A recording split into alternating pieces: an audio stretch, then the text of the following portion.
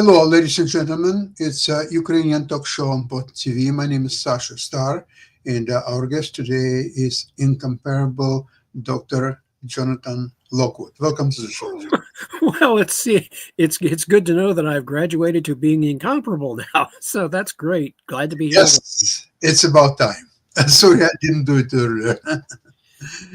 So, What would you like to discuss right now? well, first of all, yeah, I note with great pleasure that the Trump administration has resumed its military shipments and military aid to Ukraine after briefly toying with the idea of pausing it for a while. They recognize that's not practical because Putin is in no particular frame of mind to negotiate. So it's time to turn up the pressure, time to increase the pain. As President Trump said, we can do this the easy way or we can do this the hard way. So President Putin has decided he wants it the hard way. Okay, that's what he's going to get. So they are in the process, and the latest reports. Have you noted that the Russians have become so desperate that they're using Ladas to transport their troops to the front line, conducting assaults in Ladas? I mean, those things are untrustworthy enough in a normal traffic accident. Never mind if they come under serious fire from Ukrainians. So this shows you the level of desperation that the Russian army is faced with. That they are clearly running out of armored vehicles, suitable armored vehicles of any kind. Their first line armored vehicles were run through in the first couple of years of the war. And now they have clearly drawn down on their World War II stocks of armored vehicles, and they're running through those quickly. And so the Ukrainian defense is holding up very well. The Russians have achieved no decisive breakthrough. As a matter of fact, it's very reminiscent of World War I, where the Russians were conducting offensives and they failed to really budge the German army. And right now, the Ukrainians are in an increasingly strong position militarily. With Jonathan, with all the economic sanctions against Russia, and they don't get almost any high-tech equipment or even spare parts for autos, which are running out. You know, I'm waiting to hear that they will start use. Maybe they still have left some Studebakers in good conditions in Second World War. Or maybe some Ford trucks, some still leftover Ford trucks leftover from Lend-Lease in World War II. That's what's coming next. Yeah. When we start seeing Ford trucks appearing on the front line, But all of this, Sasha, merely points up the increasing weakness of the Russian logistical system, their ability to sustain their current offensive. They can't really do it, and their offensive efforts are weakening. They are, conducting bombardments whenever possible, but again, they are losing the decisive force that they had earlier in the war. So now it is President Trump is increasing the pressure. He's increasing the economic pressure as well as sustaining the military aid to Ukraine. And now actually the only real choice that the Ukrainians have is they have the luxury of deciding when to throw an offensive counterpunch that could theoretically practically just bring the Russian army to a complete halt. Jonathan, but they're doing very well with their drone strategy. Yes. Their strikes they're now hitting targets of 2,000 kilometers away. So increasing the depth of their attack, increasing their attacks against the Russian war economy, and essentially the Ukrainians are fighting robots against humans. Guess who comes out on that? Guess who comes out the better in that equation? If the Ukrainians don't have to risk any Ukrainian soldiers in a counteroffensive, can rely on flying drones and robot vehicles on the ground. As I said before, that looks like something out of the movie Terminator in 1984. Yeah. Except that only one side has really got the robots to do it with. And so it's an excellent development for the Ukrainians. And when you again, using that old Soviet formula, the correlation of forces, Yeah, they always asserted that the correlation of forces was steadily moving in favor of socialism, because that was sort of a matter of dogma, because socialism was supposed to be inevitably triumphing over capitalism. And so, therefore, by definition, the correlation of forces was always moving in favor of socialism. Well, now the correlation of forces is steadily moving in favor of Ukraine and against Russia, not ideologically, but militarily, and arguably also, you could say, ideologically and politically, because there is growing political support for Ukraine against Russia's incursion. The world clearly sees who the aggressor really is, and the Russians cannot disguise it. They cannot explain it away or otherwise lie their way out of it. And so now you have, again, an increasingly favorable situation, and the Trump administration has been energetically, in all areas, been aggressively pursuing its political goals and objectives with an energy which is quite impressive. And so Absolutely. Yeah. It's very impressive. And so now we have to wait and see just who is going to cry uncle first, who's going to say, okay, I've had enough. And right now the betting money is that Putin is going to be the one, saying, okay, enough, time to cut my losses. But Russia is still very powerful in its propaganda, and they are using all kind of means to bring all different messages. For example, that Polish people are no longer for helping Ukraine, and or American people, they don't care about Ukraine. They have enough internal problems and all that stuff. And the NATO is going to fall apart because there will be election in Germany, and there will be other elections. And Trump will say that unless you pay, we will not defend you. So there will be collapse of NATO anytime soon. But you know what? There could be collapse of Russia earlier than there would be collapse of NATO. Well, if you want to use a convenient historical analogy, which helps explain this attitude, during the American Civil War, the Confederacy was counting upon the election of 1864 after their Gettysburg offensive failed to achieve decisive results. If you were just looking at military results, a Union victory appeared inevitable, but the Confederacy was hoping for the election of 1864, in which Lincoln was running for re-election, but George McClellan, his former top general, who did not achieve decisive results, although in some respects he actually trained the Union Army pretty well, but George McClellan was running as the Democratic candidate. And the Democrats were essentially the peace party, the party in favor of accommodation with the South.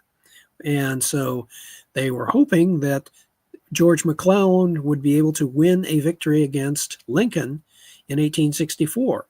Fortunately for Lincoln, one of his generals, General Sherman, was able to execute successful attacks in the South against Atlanta and his march to the sea. And those victories gave Lincoln arguably enough political strength to win in 1864 and end the South's last hope for any kind of meaningful political victory. So in a sense here, you're seeing the same thing playing out with Russia. They are desperately using their propaganda. They are desperately hoping against hope that somehow that they will be able to gain at the bargaining table what they have not been able to gain on the battlefield. So, funny enough, but Russians really wanted Trump to win the election because they got what they wished for, didn't they? Be careful what you wish for. Absolutely, you might as well get it. They're getting it. They're getting it. They just got plenty of it. They're going to be getting it for the next 4 years. Yeah. So basically, situation on the front line is that Russians almost stop moving forward, not because they stopped attacks. They continue their so-called meat storms, and it's kind of offensive when they bring 100 people on the front line. They're going ahead until they're all going through meat grinder and gone. By the way, Koreans are almost gone, at least half of them. are gone, and another half they have to be brought out of the front lines completely. So now they still continue. They're making forward, sometimes 100 meters a day, sometimes 300 meters a day, and they're losing up to 2,000 people a day just to make this 100 meters. This is greediness of Putin to grab as much territories as possible for possible peace talks. I don't know how. Obviously, it will not help the people who are being killed, their families. No amount of territories will justify a mother losing her son or husband, and this is absolutely incredible. This Putin is being probably the greatest murderer of all history of Russia. Maybe, Well, maybe. he gets to join. He gets to join that exclusive club along with Hitler and Stalin. Oh yeah, he is there. He's in that club. So yeah, he's in the club for sure. Yeah. And so you see in the front lines, this is what's really happening. Ukrainians are not allow their line collapse. They're still defending fiercely, with trying to preserve their own lives as much as they can. So if there is a danger of being circled by Russians, they're taking they just pull back, and they do the smart thing, which the Germans did not do in World War II on the Eastern Front. You recall, at first, when the Germans launched their offensive into Russia, the Germans were caught overextended at Moscow. They were just within reach of Moscow, and all of a sudden winter intervened, and the Russians launched a rather uncoordinated winter counteroffensive, but it was sufficient to drive the Germans back from Moscow, and Hitler issued a no-retreat order. Basically, the German tactical commanders adopted hedgehog defenses and just tried to hold their ground as much as possible, which, interestingly enough, many historians say that was actually the correct decision, because had the Germans retreated at that point, it would have degenerated into a full-scale rout. And so it was correct then. Unfortunately, the Germans and Hitler clung to that same solution in the later years of that conflict. And that proved to be counterproductive, as the Russians, as they gained more mobility, were able to encircle larger portions of the German army that refused to retreat. So you were seeing the Russian inflexibility, basically the inability to adapt to a changing situation. They were able to adapt in World War II. Ironically enough, they are not able to adapt in the post-Cold War period. In this war against Ukrainians, who have learned the lessons of history, the Ukrainians, for their part, they know when to tactically retreat in order to preserve their manpower. They are doing the correct thing, what the Germans should have done in World War II. Actually, I read a very interesting book, Alternative History of Second World War. Yes. And basically they're dealing with the same army, same generals. Everything is the same as in reality. The only two things were changed. Number one, when Hitler already had control over Ukraine, and basically his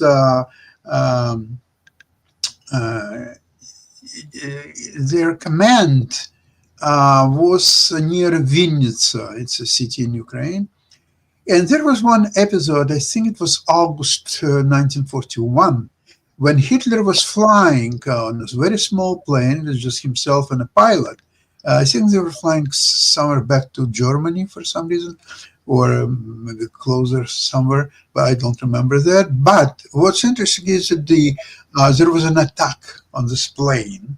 And what's happened is that Hitler was absolutely unscathed, and the pilot had serious injuries, and he spent several months in a hospital. So what's now in this book is they're looking at the situation where it was vice versa, that Hitler would have been wounded and spent several months in the hospital, and pilot would be okay. So what would change?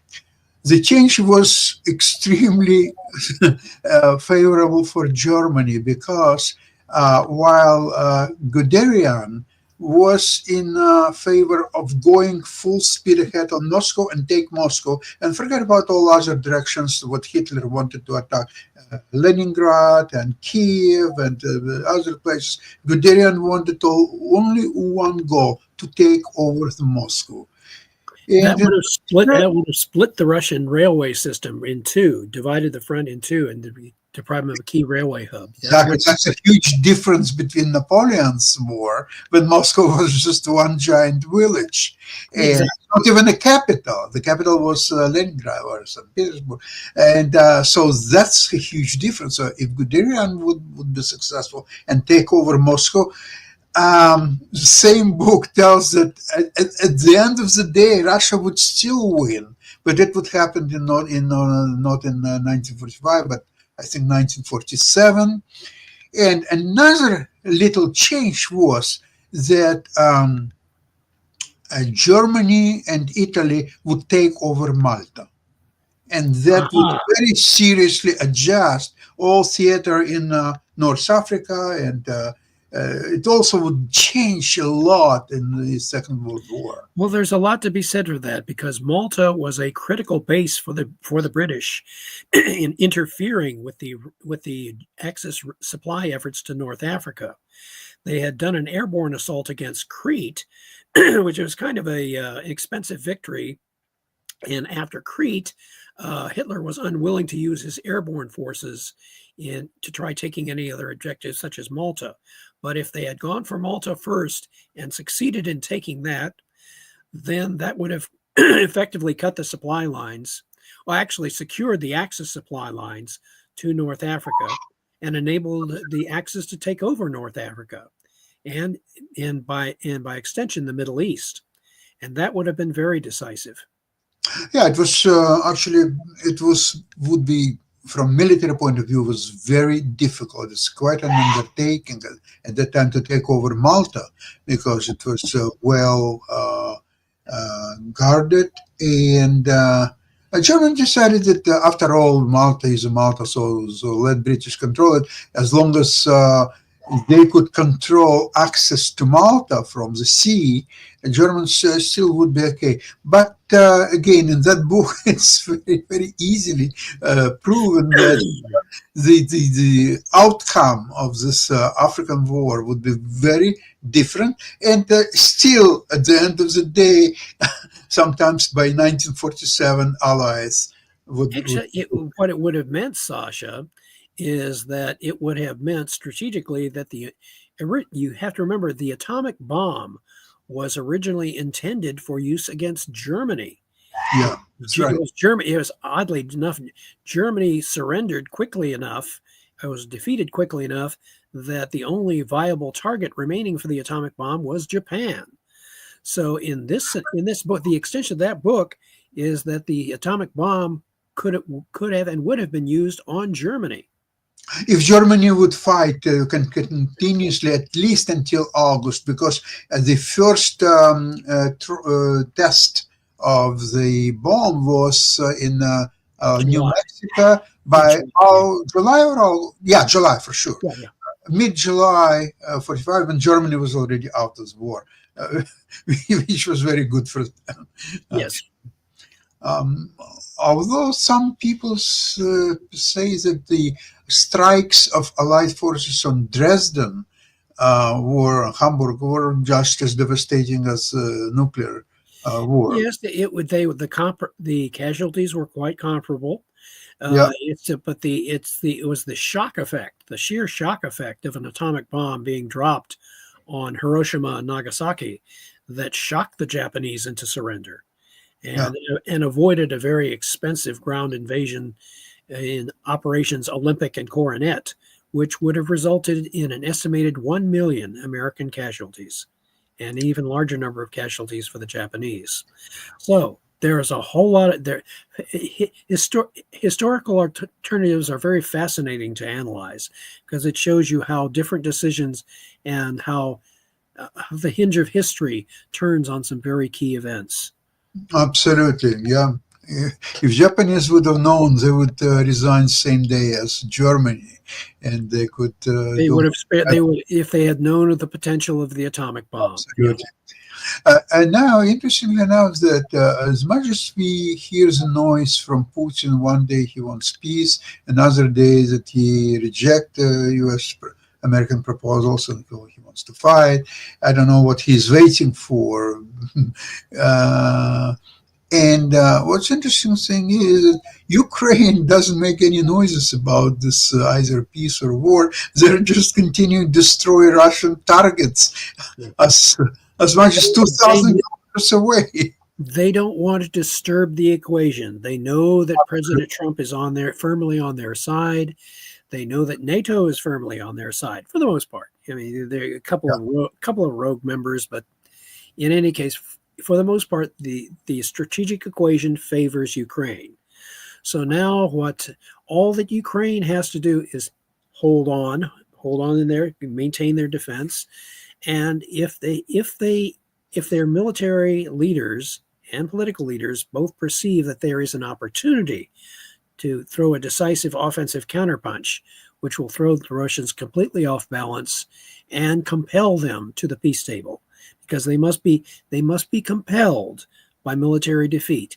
They cannot realistically be persuaded by diplomatic initiative, and they might be pressured by economic sanctions and by President Trump's initiatives to increase the pain and the pressure. They might be persuaded to declare an armistice. But right now, it's a matter of patience and persistence. Patience and persistence on part of the Ukrainians and President Trump. Jonathan, it's well worth to mention that Trump also making bridges with China, with Emperor Xi.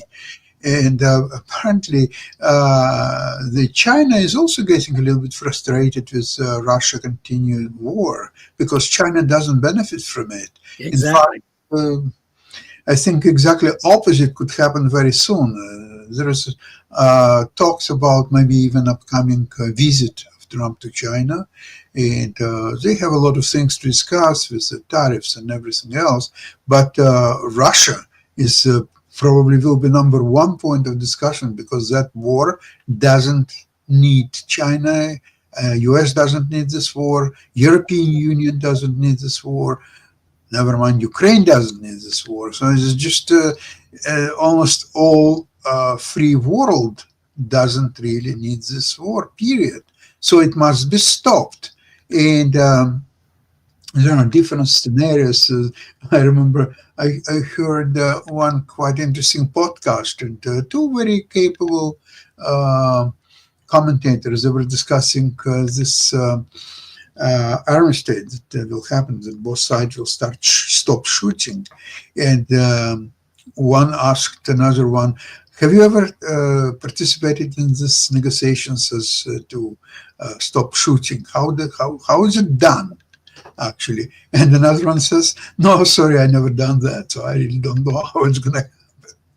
So somehow both sides, okay, they're shooting at each other, and at one point they both have to start shooting at the same time. Jonathan, how is it done, actually?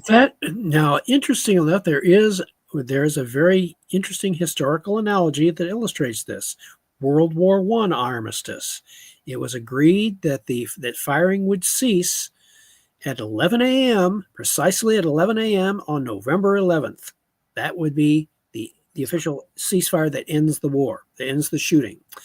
And ironically enough, the last person to die in World War I was an American soldier.